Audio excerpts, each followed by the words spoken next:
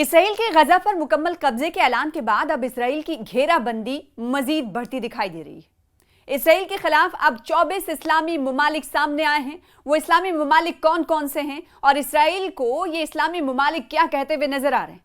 इन इस्लामी ममालिक ने इसराइल के फैसले को खतरनाक कहा है। जी हाँ, इन इस्लामी ममालिक ने इसराइल की तरफ से जो गजा को लेकर, फिलिस्तीन को लेकर जो हालिया फैसला किया गया है उस फैसले को खतरनाक कहा है। ना सिर्फ इसराइल के फैसले को खतरनाक कहा है, बल्कि एक कमेटी बनाई है जो गजा की ताज़ा सूरत हाल का जायजा लेगी। जाहिर है, जायजा लेने के बाद कदम भी उठाए जाएंगे। तो 24 इस्लामी मुल्कों में आखिर कौन कौन से ममालिक शामिल हैं जिन्होंने इसराइल के खिलाफ शदीद रद्देमल का इजहार किया है, इस वीडियो के जरिए आपको पूरी तफसील बताएंगे। आदाब, इस्तकबाल है आपका न्यूज़ 18 का। आप सोशल मीडिया प्लेटफॉर्म देख रहे हैं, मैं हूं आपके साथ सना फारिस।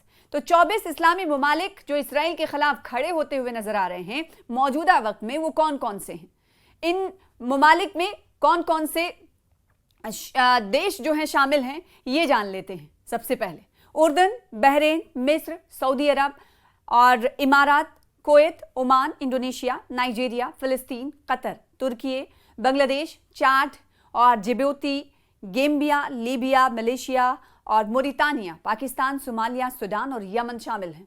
तो ये 24 ममालिक हैं जो इसराइल के खिलाफ ताज़ा पेशरफ्त में खड़े हुए हैं और इसराइल ने जो फैसला लिया है गजा और फिलिस्तीन के हवाले से, उस फैसले को खतरनाक करार देते हुए, सफबंदी करते हुए ये तमाम ममालिक नजर आ रहे हैं। जबकि अरब लीग और इस्लामी ताउन तंजीम जैसी बैनुल-अक़वामी तंजीमें भी इसका हिस्सा हैं। सिहूनी हुकूमत की जानिब से गजा पर मुकम्मल कब्जे की तजवीज़ सामने आने के बाद मुतादिद इस्लामी ममालिक ने शदीद रद्देमल का इजहार करते हुए मंसूबे को मुस्तरद भी किया है। नेतन्याहू हुकूमत की जानिब से गजा पर मुकम्मल कब्जे और फिलिस्तीनियों को जबरी बेदखल करने का मंसूबा सामने आने के बाद दुनिया भर में शदीद रद्देअमल जाहिर किया जा रहा है। तो 24 इस्लामी और अरबी ममालिक ने एक मुश्तरका बयान भी जारी किया है। इस मुश्तरका बयान के जरिए क्या कहा है, ये आपको हम बताएंगे।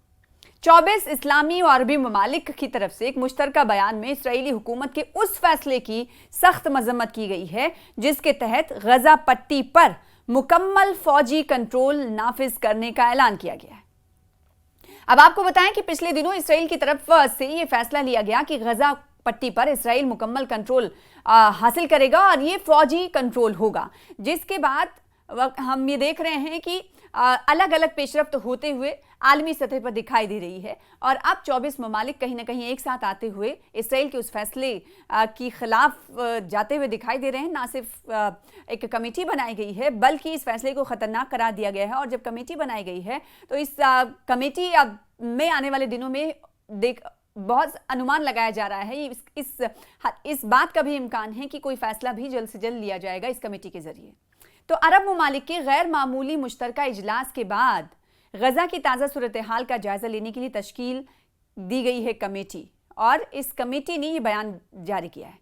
अब गजा के हवाले से जब इसराइल का सामने बयान आया, बयान के बाद 24 ममालिक एक साथ आए और एक साथ आने के बाद इन 24 ममालिक ने एक मुश्तरका बयान जारी किया और मुश्तरका बयान जारी कर इस 24 ममालिक की कमेटी ने यह फैसला किया कि ये कमेटी गजा जाएगी और गजा की ताज़ा हालात का जायजा लेगी और जायजा लेने के बाद कदम भी हो सकता है मुस्तकबिल में उठाए जाए। तो जायजा लेने के लिए तश्कील दी गई कमेटी ने बयान जारी किया और बयान में क्या कहा गया है ये एक बार फिर से आपको तफसील के साथ बताते हैं। बयान में मजीद कहा गया है कि ये इक़दाम इसराइल की जारी संगीन खिलाफ वर्जियों का तसलसल है, जिसमें जैसे कि हमने आपको बताया कि 24 ममालिक जब एक साथ आए तो इन्होंने इसराइल की तरफ से गजा और फिलिस्तीन के हवाले से उठाए गए कदम को या फिर मंसूबे को, प्लान को खतरनाक बताया है। ना सिर्फ खतरनाक बताया है, बल्कि पूरा बयान आपको बताते हैं कि इस कमेटी ने, 24 ममालिक की इस कमेटी ने क्या कुछ कहा है तफसील के साथ। ये इक़दाम इसराइल की जारी संगीन खिलाफ वर्जियों का तसलसल है, ये कमेटी कहती है, जिनमें कत्लेआम, फ़लस्तीनी अवाम को भूखा रखना, जबरी बेदखली की कोशिशें, फ़लस्तीनी अराज़ी का इल्हाक और सिहूनी आबादकारों पर तशद्दुद रवैया शामिल है। मुश्तरका बयान में खबरदार भी किया गया है कि इसराइली पॉलिसी किसी भी मुमकिना अमन उम्मीद को तबाह कर रही है, खित्ते और दुनिया की जंग बंदी की कोशिशों को नुकसान पहुंचा रही है और फ़लस्तीनी अवाम की मुसीबतों में इजाफा कर रही है। और दूसरी तरफ इसराइल का एक और पहलू भी सामने आया है। इसराइल और हमास के बीच चल रहे जो तनाज़े के दरमियान गजा पट्टी को लेकर इसराइल सरकार की हुकूमत की जो पॉलिसी है वो भी कहीं ना कहीं लोगों को भ्रम में डाल रही है।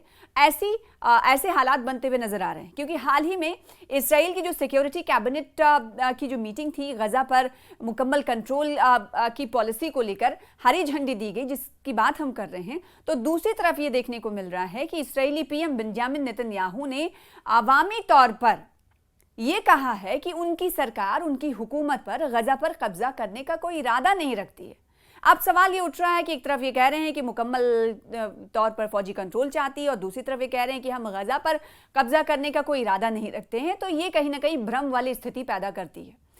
आपको बताएं कि इसराइली पीएम ने बेंजामिन नेतन्याहू ने जुमे को देर रात सोशल मीडिया पर एक पोस्ट किया था जिस पे लिखा कि हम गजा पर कब्जा नहीं करेंगे, हमारा मकसद गजा को हमास के चंगुल से मुक्त कराना है, वहां एक नया शहरी इंतजामिया स्थापित करना है, कायम करना है, जो ना तो हमास और ना ही फिलिस्तीनी प्राधिकरण से जुड़ा होगा। यानी वो ऐसी ताकत को वहां बिठाना चाहते हैं जो उनके मुताबिक होगा, वो हमास के कंट्रोल में फिलिस्तीन को नहीं देना चाहते हैं, ये इसराइल का कहना है। इसलिए हम मुकम्मल कंट्रोल भी नहीं चाहते हैं। तो कहीं ना कहीं इसको भी दो नजरिए से अब देखा जाने लगा है। और दूसरी तरफ हमने देखा कि शनिचर के दिन इसराइल के खिलाफ इसराइल के अंदर ही एहतजाजी मुजाहरा हो रहा था। शनिचर को इसराइल के दारुल हुकूमत तेल अवीव में हजारों लोग सड़क पर उतरे थे और उनकी मांग थी कि गजा में जंग का खात्मा हो और जल्द से जल्द जो यरगमाल बनाए गए हैं हमास की तरफ से उनकी वापसी हो और उनकी रिहाई कराई जाए। ये एहतजाज एक ऐसे वक्त में हो रहा था जब इसराइल की कैबिनेट की तरफ से, यानी इसराइली कैबिनेट ने गजा पर मुकम्मल कब्जे के जो पॉलिसी थी उस प्रस्ताव को मंजूरी दी है, कैबिनेट की मंजूरी मिली। और दूसरी तरफ हम देख रहे थे कि वो एहतजाजी मुजाहरा भी हो रहा था और एहतजाजी मुजाहरा गजा के हवाले से हो रहा था। जो यरगमाल बनाए गए बंधक हैं उन्हें छुड़ाने के लिए हो रहा था और इसराइल के प्रशासन के खिलाफ हो रहा था, इसराइल के पीएम के खिलाफ हो रहा था। उनमें एक पेशरफ्त ये भी आलमी सतह पर देखने को मिली कि यमन की दारुल हुकूमत सना में हौसियों ने फ़लस्तीन की हिमायत में एहतजाज किया और ये बहुत बड़ा एहतजाजी मुजाहरा था। और यह एहतजाजी मुजाहरा इस गजा के अवाम के साथ इजहार यकजहती था और इसराइली जारहियत की मजम्मत के तौर पर किया गया। अब हमास का क्या रुख है? जब इसराइल की तरफ से कहा गया कि मुकम्मल फौजी कंट्रोल चाहते हैं तो हमास की तरफ से भी बयान आया, ये वो भी जान लेते हैं। हमास ने कहा है कि इसराइल ने गजा पर कब्जा करने की कोशिश की तो भारी कीमत चुकानी पड़ेगी। साथ ही हमास ये कह रहा है कि ये कोई पिकनिक नहीं होगी, हमारे लोगों का विरोध रुकेगा नहीं, मुखालिफत नहीं रुकेगी, नेतन्याहू की प्लानिंग जो है वो फेल हो जाएगी। इससे पहले इसराइल की सिक्योरिटी कैबिनेट ने जुम्मे को गजा पट्टी के नॉर्थ इलाके में मौजूद गजा सिटी पर कब्जे के लिए इसराइली सेना को मंजूरी दी थी।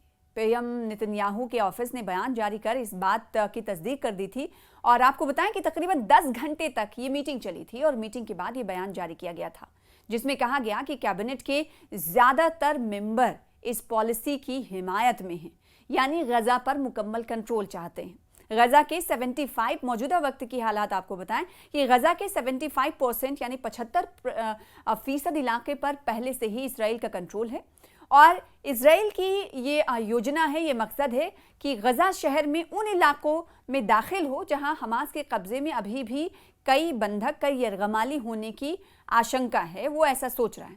तो ये वो इलाके हैं जहां अब तक इसराइली सेना ने बड़े पैमाने पर कार्रवाई नहीं की है। इसराइली सेना यानी IDF का कहना है कि गजा के तकरीबन 75% हिस्से पर उनका कंट्रोल है। गजा पट्टी उस 25% इलाके में है जो IDF के कब्जे में नहीं।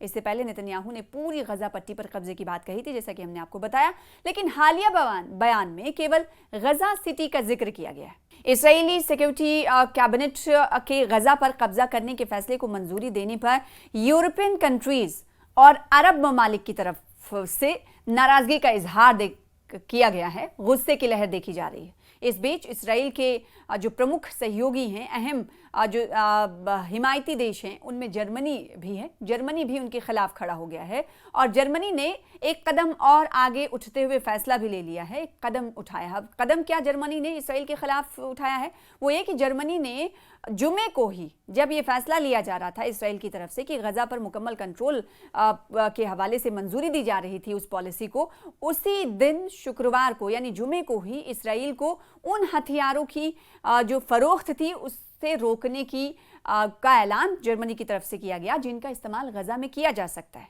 जर्मनी के चांसलर फ्रेडरिक मर्ज ने जुमे को एक ऐलान किया कि जर्मनी अगले ऐलान तक इसराइल को गजा जंग में इस्तेमाल होने वाले हथियारों की सप्लाई नहीं करेगा।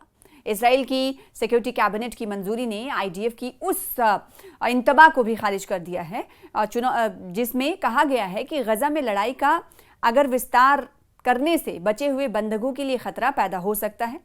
इससे पहले भी हमने देखा कि ये सवाल उठने लगा था कि क्या इजरायली सेना इजरायली सरकार के खिलाफ है, वो इस बात पर कि अगर गजा में लड़ाई को और बढ़ाया जाएगा तो जो बंधक है यरगमाली जो बनाए गए हैं उनके लिए खतरा पैदा हो सकता है। ऐसे में दो राय देखी गई थी, जिसे ये माना जाने लगा था कि ये इजरायली हुकूमत के खिलाफ विद्रोह करते हुए नजर आ रहे हैं। और इतना ही नहीं, गजा सिटी पर कब्जे की जो पीएम बेंजामिन नेतन्याहू की जो प्लान है, मंसूबा जो है, वो इसराइल में ऑपोजिशन जो पार्टियां हैं और साथ ही साथ जो यरगमाल बनाए गए लोगों के अहले खाना हैं, उन्होंने इसकी तीखी आलोचना की थी, मजम्मत की थी। और साथ ही साथ इसके अलावा हमने देखा कि यूएन, चीन, रूस, ब्रिटेन और दूसरे ममालिक ने भी इसकी मजम्मत की थी।